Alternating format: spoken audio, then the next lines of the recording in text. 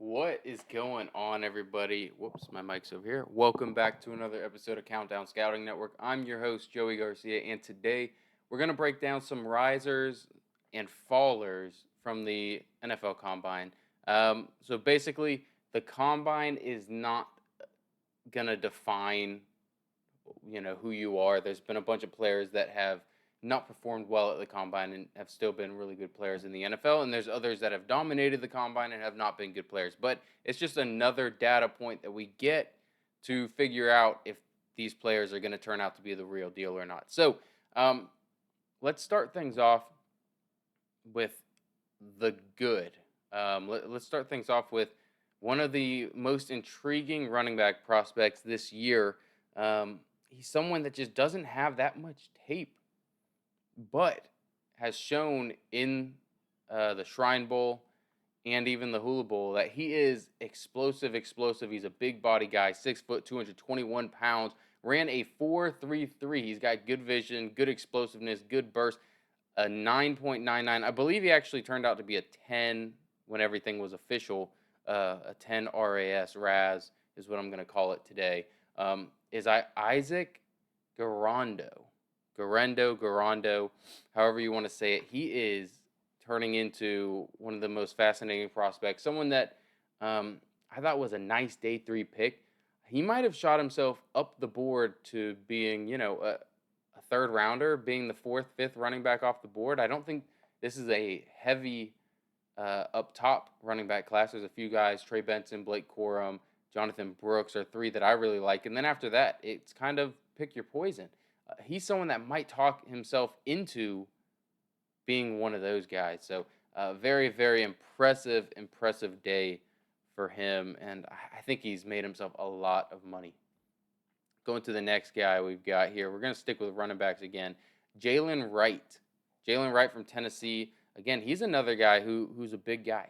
5'10 and a half, 210 pounds. I thought he was going to be a little bit bigger, but he ends up running a 4.38. So we already knew he's big, explosive. The problem with him was we weren't sure about his vision. I'm still not too.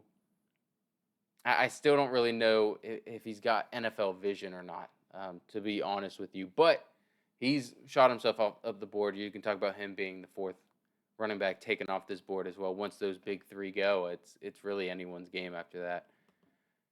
Next, let's go to a guy who ended up breaking the combine record for 40-yard dash. We've got Xavier Worthy from Texas. Yeah, he came in very small.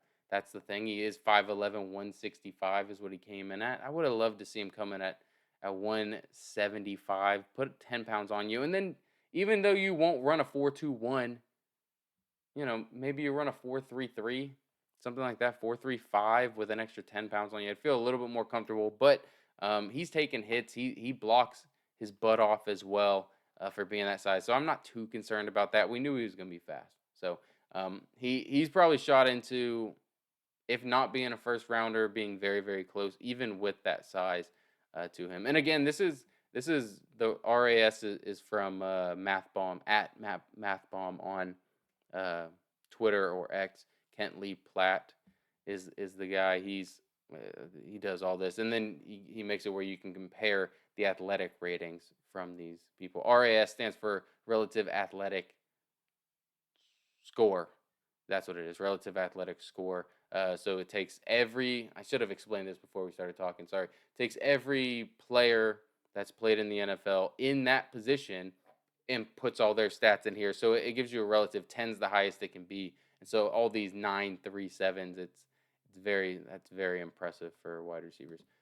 Next, let's go to another wide receiver. His teammate, the Texas wide receivers were flying today. A.D. Mitchell, 6'2", so he's a little bit shorter than I thought he was going to be. 205. That's about what I thought. I thought he'd be around 210. So he's a little bit smaller than I thought he would be. But man, he exploded. Everything that he did today, or I guess this weekend, was phenomenal. And again, he's going to shoot up into the first round. I think he's a lock first rounder now, especially with Keon Coleman falling out. I think A.D. Mitchell is a lock first rounder. Last wide receiver that we have, Xavier Leggett. He's a guy who we've been talking about, the wide receiver from South Carolina. We thought he was the next Debo Samuel, 6'4", 225 pounds. Well, he's not 6'4". He's actually 6'1", but he's still 220 pounds. So at 6'1", 220 pounds, he's got that. Again, it's that Debo build. I don't think he's Debo Samuel. I think he's more of like a, hopefully turns into like an AJ Brown type, which again is still very, very, very high praise. He comes in at a 4.39. He's explosive. He's big. His vertical was incredible as well at 6'1", 220. He's very condensed and explosive. And again, I think this is another guy who's probably a lock in the first round. I know we just did a mock draft and he did not go in our first round. You have to watch the mock draft to see who went in his place. But I love that kid. Let's get to some tight ends, man. Theo Johnson got a 10.0 on the Raz. 6'6", 260 pounds, and ran a sub 4.6 40. His broad jump, his vertical, everything's above a 9.6. I mean, he had a day as well. Someone who I thought was more of a blocking tight end, maybe a seam stretcher, his 20-yard split, everything like that looked good. Again, he didn't do any agility drills, but he's shot himself up in a tight end class that's really not that strong outside of Brock Bowers and Jatavion Sanders. This is probably tight end 3. You got him, you got Cade Stover, you got the next guy we're going to talk about, are a few of the guys that you can really say are are fighting for tight end 3. But this, I think he's solidified a 3rd round pick.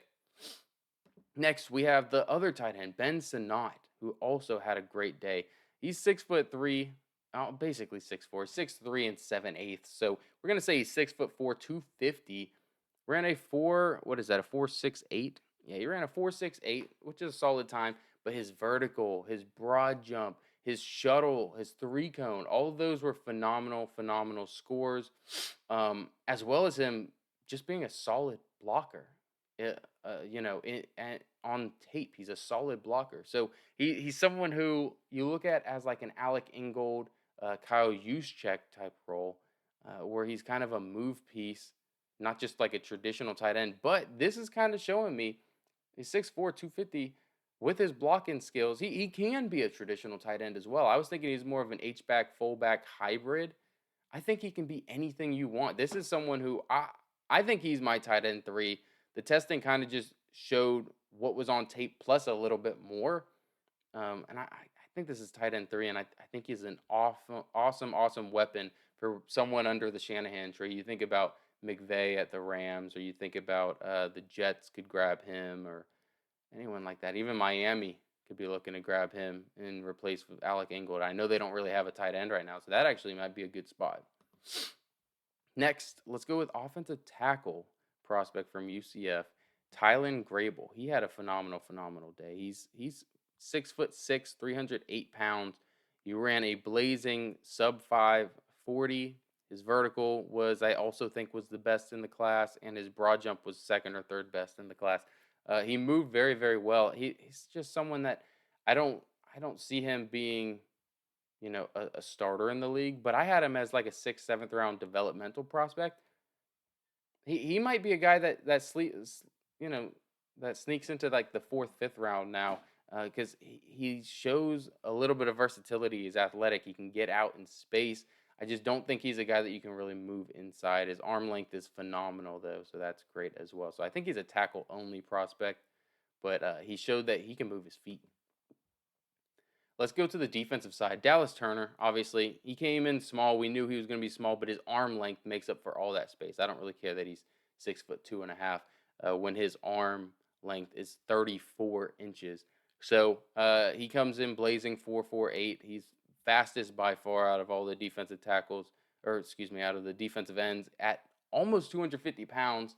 So, I mean, that's a solid height, weight, arm length, and speed combination for him. He solidified himself as edge 1, I believe, in this class. But another edge player, this one from Penn State, that I really think shot up boards. He did the same thing. He's got okay arms. His arms aren't the longest. He's not the tallest, so that might give us some issues, but he's explosive. He ran a good 40 time. His vertical and broad jump were also phenomenal.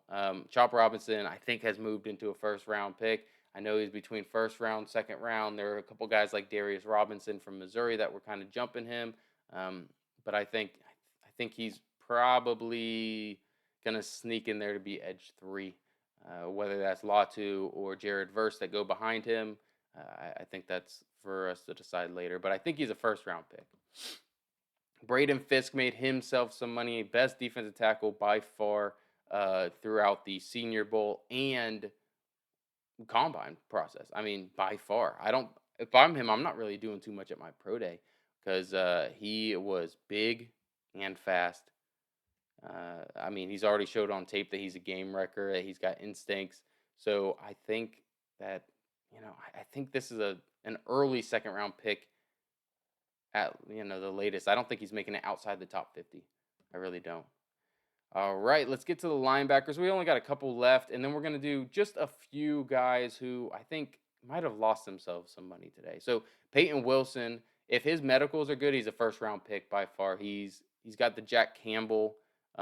Last year was a first round pick. I think he's a better prospect than Jack Campbell was, and I think he ran better at close to the same size, I believe. So North Carolina State, the NC State linebacker. He was already LB1 in my opinion, but now he's just far and away LB1. If the medicals are fine on him, he's going to be a first round pick. We got Quinyon Mitchell, who in my opinion has solidified himself as cornerback 1 in this class with everything that he has done in this in this offseason, where you're talking about him going to the Senior Bowl. His tape was phenomenal. He's a zone-only corner. Everyone's thinking he's zone-only. He barely played any press man at Toledo, and then he comes to the Senior Bowl, and he's locking down these elite route runners in the Senior Bowl one-on-ones. And I'm like, okay, maybe he can be a press man corner. And then he tests like this, and he balls out at the combine. He's 6 feet tall, 195 pounds. So height, weight, I'm not too concerned about. Maybe his arm length isn't as long as you would be hoping for, but 31's not bad or anything like that. I think he's cornerback 1. I really do. I think he's going top 15. I think he's the first corner off the board. Let's go with another one. We got this one and a safety, and then we'll get to two guys that I think kind of lost themselves some money. So we got Nehemiah Pritchett from Auburn. He's got good enough hips, and when I was watching him doing the hip drills, I was like, whoa. He's got pretty good hips. I think he can play inside and outside. Yeah, he tested a 9.25. He ran a 4.36 at 180 or 190. Yeah, 190 pounds. So he's 6 foot 190. Runs a 4.36. He's got really fluid hips.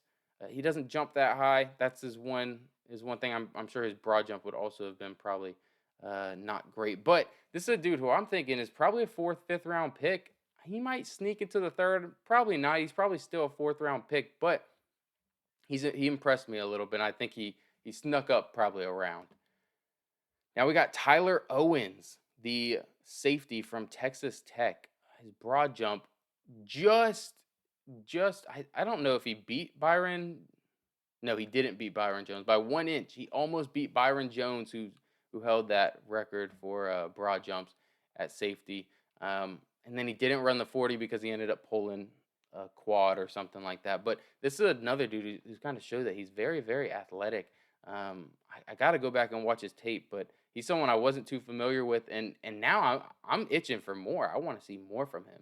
Someone that can play up top, can play box safety as well. He's pretty big, and he's able to jump like that, so that's pretty impressive. Let's get to two guys who, two guys that I think kind of didn't help themselves today, or I guess this weekend. Sorry, Braylon Trice, the defensive end edge rusher from Washington. I thought he played around 6'3", 6'4", 270 pounds at Washington, and I could tell he wasn't that explosive, but it was okay because he's 270 pounds. He reminded me of Emmanuel Ogba, when he was coming out, and he weighs in at 6'3", 245, so 30 pounds lighter than I thought he played at. And I'm like, okay, well, maybe he's going to run a sub 4.5 at that weight. No, he runs a 4.7. So either he tried to slim down so he could run faster, because maybe at 270 he ran it over a 5 or a 4.9. I don't know. But it's very concerning with his height, weight, speed on this. and it's someone who I I tinkered with him in the first round a little bit. I thought he was more of a day two guy, but I really thought that, depending on the team and the scheme, that he might be a first round pick. I don't know. It's going to be hard for me to see him go in the third round, I think, after this, just because you got to go back and watch the tape and just see how big actually was he. And if he was trying to slim down for this, it's a little concerning. It gives you more questions than you really wanted to have coming out of this. So the next guy is Kalen King, cornerback prospect from Penn State. He was a guy who I had in my top 5 corners in summer scouting, and he just hasn't really had a good year. And then coming in here and running a 4.6 at 190 pounds, sub 6 foot, just everything was not his day. The 10 split, the 20 split, and then the 40. So he doesn't have the makeup speed. His hips were stiff this year. He was having trouble sticking man to man. It's worrying me. This is a guy who I had as a first rounder coming into the year. After the season, I was thinking, okay, well maybe he's a mid second round guy. Maybe he's just not a first round guy. And then after this, I'm trying to think he might, and I'm not trying to be crazy with it. He might drop to a day 3 guy. He might fourth, fifth round, sixth round type guy. I mean, as a corner without having the athleticism or the elite size or the toughness really to come up and punch a guy in the mouth, he might just fall and fall and fall. So I hope he doesn't. I hope the best for all these guys, but that's something that was a little concerning for me. So hope you guys like this. Go ahead and leave a like and subscribe if you did. If you did not, I'm sorry to hear that. But also put down in your comments who you think made some money this weekend or maybe lost some money this weekend. And we can go ahead and have some discussions in the comment section below. So I appreciate you guys stopping by. Have a good day. Peace.